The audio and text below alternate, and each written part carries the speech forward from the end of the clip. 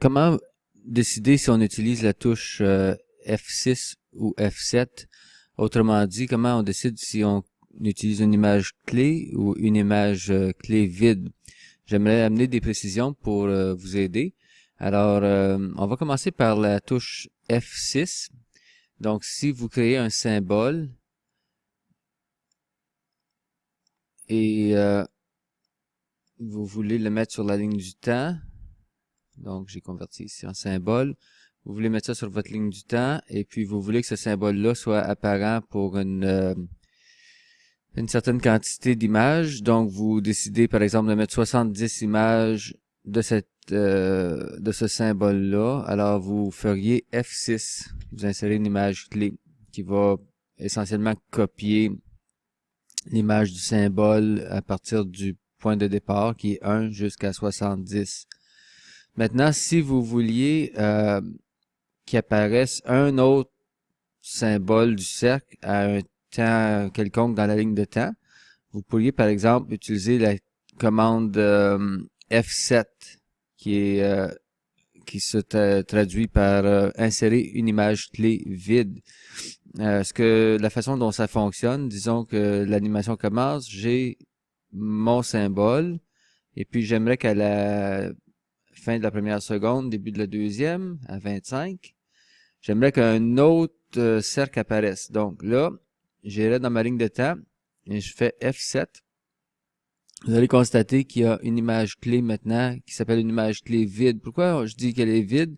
C'est parce qu'elle contient aucun symbole encore. Et puis, on peut remarquer que le petit cercle ici, il est blanc, contrairement à celui qui est ici, qui est noir, qui nous indique qu'il y a bel et bien un symbole qui a été mis dans cette image-là. Alors, je pourrais prendre mon symbole existant, l'amener ici, et puis pour ajouter un petit peu, je pourrais faire en sorte que à l'image 50, un troisième cercle s'ajoute. Donc F7 à nouveau, image clé vide, jusqu'à temps que j'amène un symbole de cercle. Puis on voit que les images clés vides maintenant sont plus des images clés vides, sont des images clés qui comportent un symbole. Alors, quand ma ligne de temps va se dérouler, disons, du départ jusqu'à la fin, ben, on va voir progressivement apparaître les symboles. Si je trouve que ça, c'est pas assez long, en fait, de durée, ben, je peux tout simplement ajouter la commande F6 pour voir les symboles, comme ceci. Donc, j'espère que ça va vous permettre de comprendre un petit peu comment vous pouvez placer des symboles à un autre moment qu'au moment du départ de chacun de vos calques ici. Donc, vous pouvez manipuler l'apparition de vos symboles de cette façon-là.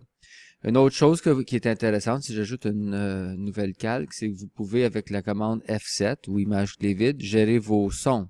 Je vais la monter, cette calque-là, je l'appelle son, ou on peut appeler ça des bruits de fond pour ajouter un peu d'intérêt à l'animation. Donc, en même temps que le symbole apparaîtra ici, par exemple, je pourrais dire, OK, moi j'aimerais ça qu'il y ait du son. Fait que je vais faire F7 ici pour créer un conteneur vide. On appelle ça une image clé vide. Je vais aller dans la bibliothèque interne et puis ça s'appelle en fait la bibliothèque commune pour être un peu plus précis. Je vais aller choisir un son. Donc, peut-être qu'au moment où on arrive à 25, je vais entendre un chien qui jappe. Alors, je vais prendre ce qu'on appelle le waveform en anglais. Je le tire sur la scène, n'importe où. Il va pas paraître là. C'est juste pour souligner ou indiquer l'intention d'amener ce fichier-là. Puis on voit maintenant le waveform qui est apparent dans la ligne de temps. Je pourrais mettre encore ici un autre son, donc F7 à nouveau. Peut-être je pourrais faire un changement pour aller chercher quelque chose d'autre. Donc une porte un son d'une porte. Donc voilà, comme ça. Et puis en dernier lieu, je vais synchroniser un son avec la dernière apparition de mon symbole du cercle. Donc F7 à nouveau. Et puis cette fois-là, Allez voir quoi d'autre on pourrait utiliser pour être un petit peu créatif. Un ballon de basketball, tiens, voilà. Comme ceci. Alors, si on écoute, on remarque que les sons se synchronisent.